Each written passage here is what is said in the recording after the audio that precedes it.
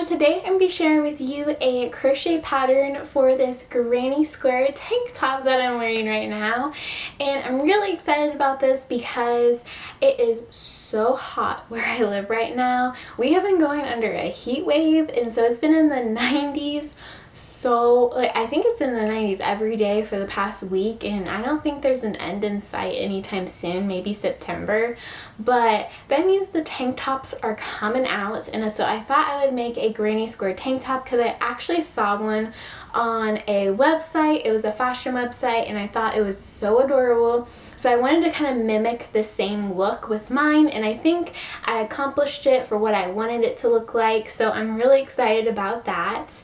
And what I did was I used one of those yarn cakes because I had two of them and I did not know what to use them for. So what I did, and I encourage you guys to do this if you have some yarn cakes at your house and you don't know what to use them for, I used a Lion brand cupcake yarn, and I went through and I literally divided the yarn up by color and transition colors, and that's how I made this to be so multicolored, was by going through and literally cutting different. I would just roll into a small little ball, and then I would just cut it off and then start the next color, and then whenever I finished that color I would cut it off, start the next one.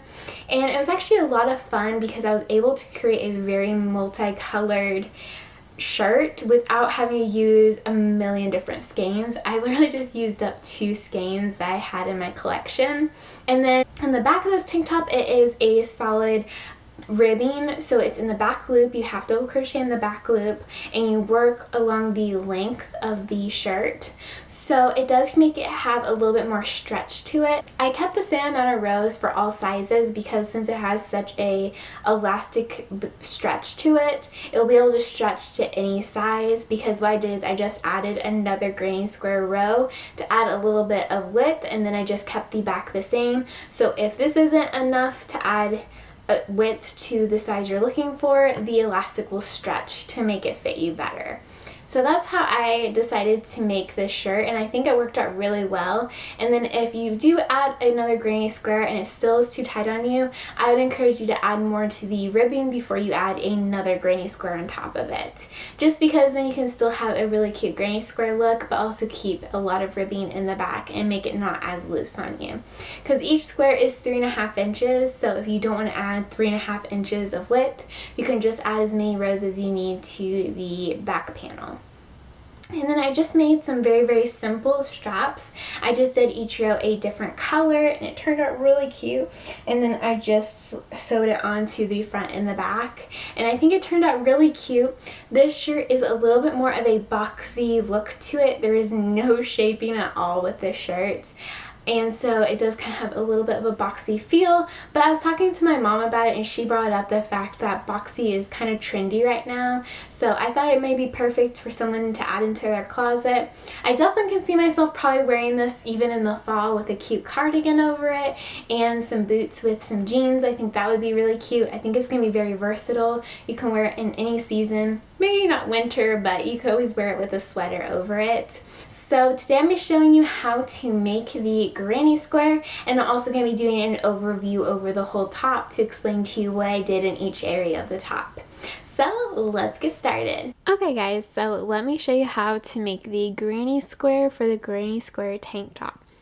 So this granny square is a little bit different from the other granny squares I have made because there's actually a chain 1 in between all the groups of 3 double crochets. So I'm going to show you guys how to do that, and also we're going to be switching colors every single round. So I'm also going to show you how to do that too. So the first thing we're going to do is chain 5, and we're going to join to the first chain, and we're going to slip stitch it so we have a little ring. Chain 3. Well, we're going to do 2 double crochets in the ring, chain 2, 3 double crochets in the ring, and chain 2. And I'm going to continue to do that till I have 4 groups of 3 double crochets and 4 groups of chain 2s. We are at the end, so now we're going to slip stitch to the beginning chain to join, and now we're going to fasten off. Okay, so here is our first little round. So now we're going to join in any chain 2 spot. So we're going to join in this one, and we're going to join with the slip stitch, chain 5, and do 3 double crochets in that chain 2 space, chain 1, and we're going to do 3 double crochets, chain 2, 3 double crochets in the chain 2 spot, and we're going to continue doing that around.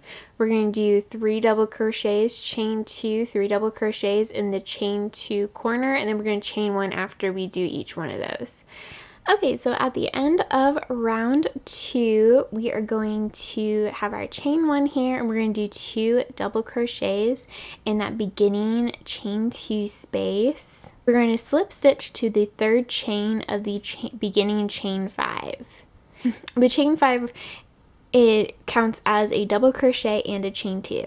So there is our 2nd round, and we're going to finish off, and now we're going to join our 3rd color.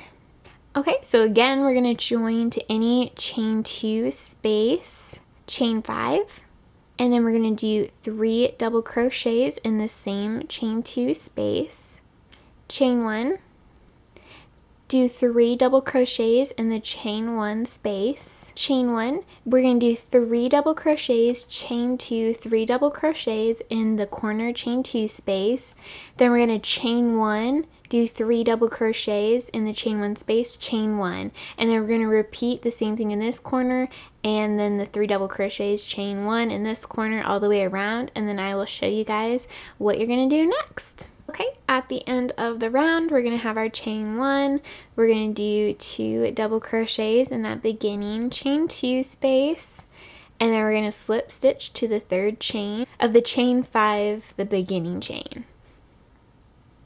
And here we go. There is our round 3. So now we're going to fasten off and join the next color.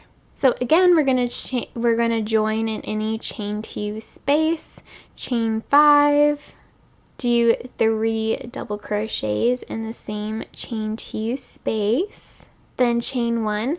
So basically how you can remember to do granny square like this with the chain 1 in between. You're always going to have a chain 1 in between each group. So the 3 double crochets, chain 2, 3 double crochets that we do in the chain 2 corners, there's always going to be a chain 1 on both sides of it, and then in between, there always will be one in between the groups of 3 double crochets. So we chain 1 afterwards. Now we're going to do 3 double crochets, chain 1, and 3 double crochets in the next chain 1 space.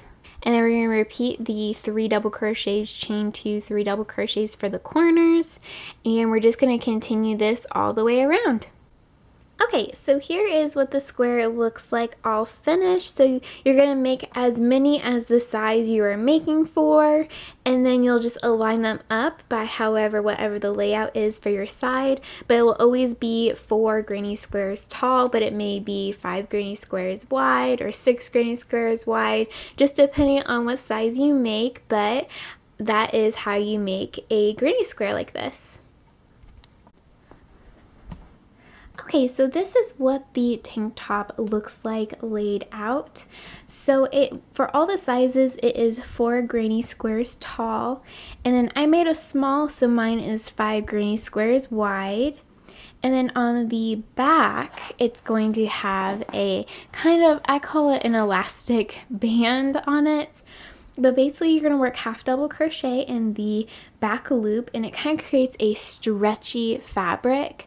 So the same amount of rows is for all sizes, because even this one's a small and it's a tiny bit loose on me because it does have an elastic type band. So I actually had to take quite a few inches off of even this band for myself, but I just thought it adds a nice little detail because the back of it is a solid while the front of it is just the granny square. And then I just did a nice ombre effect with it, which I think turned out really cute. And whenever I say to work along the side of the fabric, I'm talking about the long edge right here, because you actually work these rows side by side like this, and then you will slip stitch it together on the other end. And then you'll just attach the straps. I just sewed mine on, and I just used some sewing pins to attach it however I liked to make sure they weren't going to be, it wasn't going to be too low on me and also not too high on me either. So I had my mom help me just use some sewing pins just to kind of help attach it to the height that I wanted it on myself. And then there's a little bit of a top edging and a little bit of a lower bottom edging too. So it turned out really cute. So I just thought I should get on here and show you guys what the construction of the shirt is like. Alright guys, so that is it. I hope you guys enjoyed this video, and if you do decide to make this top, I would love to see pictures, so please tag me on Instagram at HappyMakesYou, or you can also find me on Facebook, also at HappyMakesYou. And of course, the written instructions are on my blog, so I'll have that link down below for you guys. And yes, I hope you guys have a very sunshiny day, and I will see you guys in my next video.